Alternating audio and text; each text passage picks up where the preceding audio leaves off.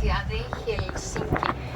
Y tenemos un compañero al volante, Seppo, que nos va a acompañar hasta nuestro hotel, que es el Hotel Scandic Park, que nos corresponde para nuestra estancia en la ciudad de Helsinki, desde la que algunos de ustedes regresarán ya a sus casas, otros continuarán hacia Rusia. Nosotros hemos llegado a Finlandia, que es un país relativamente deshabitado. ¿Qué quiero decir con esto? La extensión de Finlandia, según las fuentes que ustedes consulten, les mencionará que está en torno a los 337.000 kilómetros cuadrados, en otras ocasiones menciona más, 360.000, porque depende si se han contado los espacios insulares que tiene el país o no. A pesar de esta relativa amplitud, es un país que apenas está en torno a los 5 millones y medio de habitantes. Además, la densidad de población, el reparto de la población en Finlandia es un reparto muy particular. Dado que gran parte del país se encuentra más allá del círculo polar ártico, las ciudades, que son de mediano tamaño, no son comparables a las grandes urbes de sus países de origen, se concentran en el área meridional. Es decir, se concentran en el área sur, de la misma manera que allí está posicionada la capital en la que ya hemos desembarcado y que vamos a ir descubriendo a lo largo del día, la ciudad de Helsinki. La densidad de población, por lo tanto, es bastante irregular a lo largo de todo el país. Nosotros tenemos la mitad sur del país que tiene en torno a los 17 habitantes por kilómetro cuadrado y, sin embargo, en el norte, como mucho, 1 habitante por kilómetro cuadrado. Así que la población se concentra en el sur. Es lógico entenderlo así porque la morfología y el relieve del país es también muy particular. En general, Finlandia es un país bastante llano. Apenas una estribación montañosa que pertenece a los montes escandinavos que datan del plegamiento alpino en la época cuaternaria y que alcanza los 1500 metros de altitud. El resto del país es relativamente llano.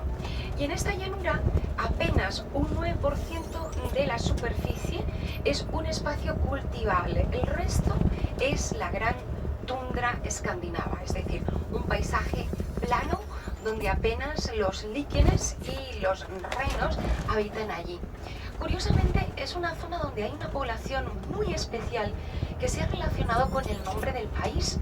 En el norte de la nación de Finlandia, nosotros tenemos una comunidad que recibe el nombre de la comunidad Sami. La comunidad Sami son algo así como los esquimales de Escandinavia, son los lapones de Escandinavia, son aquellos que viven en las grandes estepas de tundra, prácticamente del pastoreo. Con el tiempo se han modernizado y ya usan las motos de nieve, pero hasta hace poco todo su transporte se realizaba gracias a su habilidad esquiando y a sus trineos tirados por huskies. Los perros, esos bellos animales con ojos claros y profundos, han dirigido siempre a esta nación, que es una nación de carácter nómada. Los samis no solamente viven en Finlandia, viven también en Noruega y también viven en algunas estepas del norte de Rusia, así como el norte de Noruega. Pero la comunidad más grande de samis que hay en toda Escandinavia está en Finlandia. ¿Y por qué les menciono que esto da una cierta confusión respecto al nombre del país? Porque si ustedes miran un mapa de Escandinavia, en casi todos no aparece Finlandia con dicho nombre, sino aparece como República Suomi. La palabra Suomi es la nomenclatura o la denominación del país, que no tiene que ver con los samis. Hay mucha discusión respecto al posible origen del nombre del país. Unos dicen que quizás provenga de una terminología relacionada a cómo los antiguos en la zona de los países fino-ugrios, perdón, que está sonando mi teléfono, tiene que ser alguna emergencia.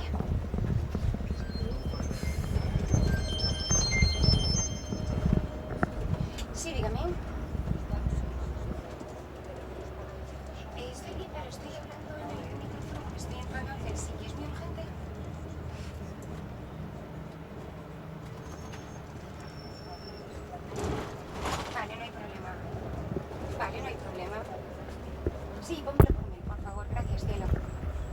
No, nada, está bien.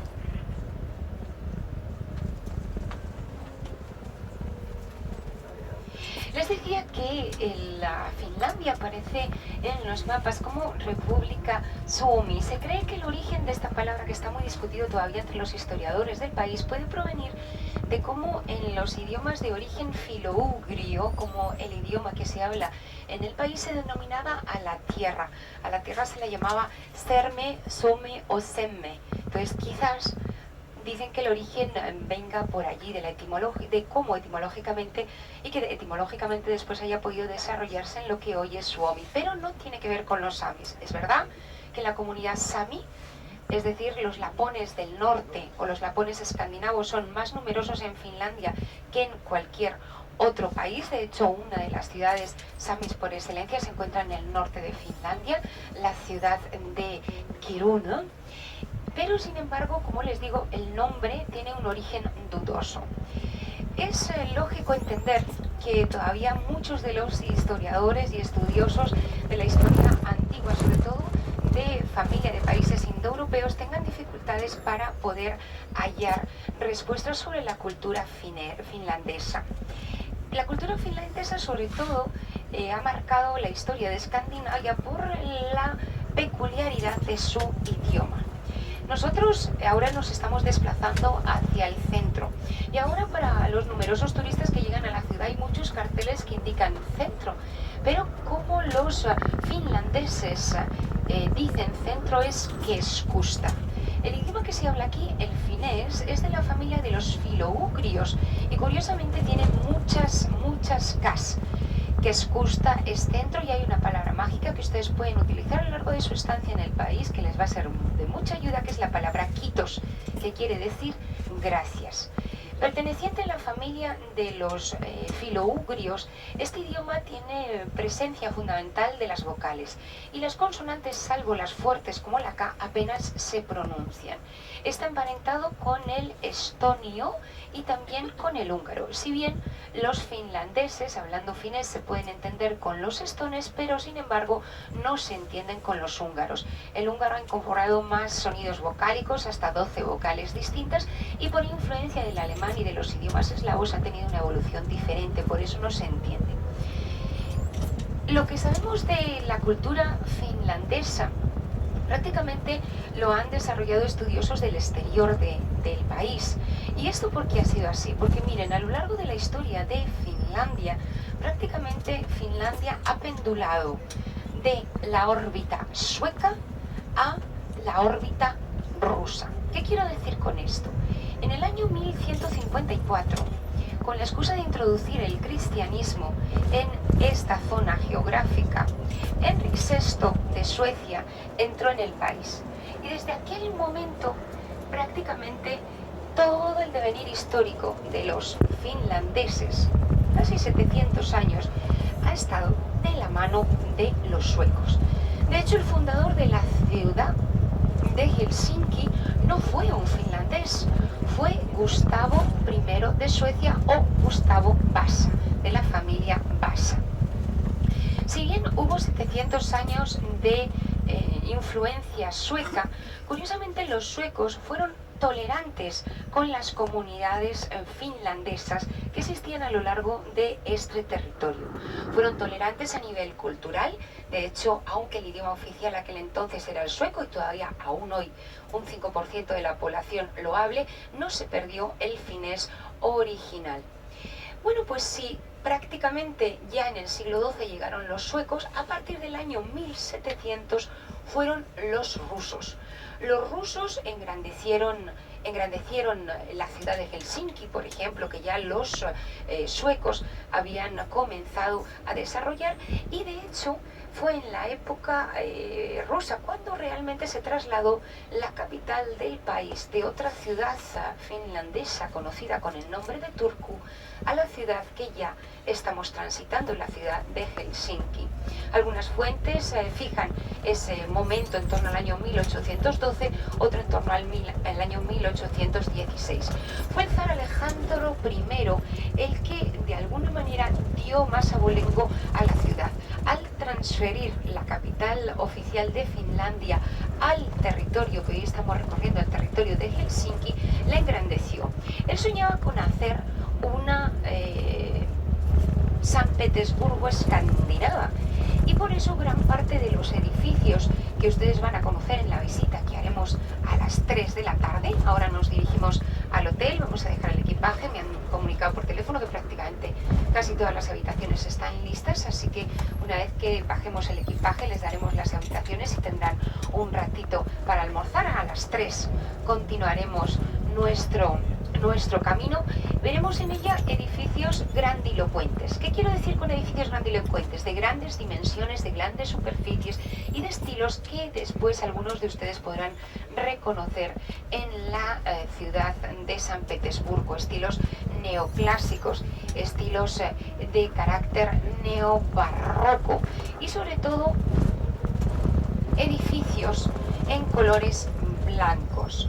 La piedra característica de esta ciudad es un tipo de granito muy claro, por eso la catedral, que es luterana, es de color blanco, y muchos otros edificios que vamos a encontrar a lo largo de la visita que realizaremos, como les decía, en la tarde de hoy.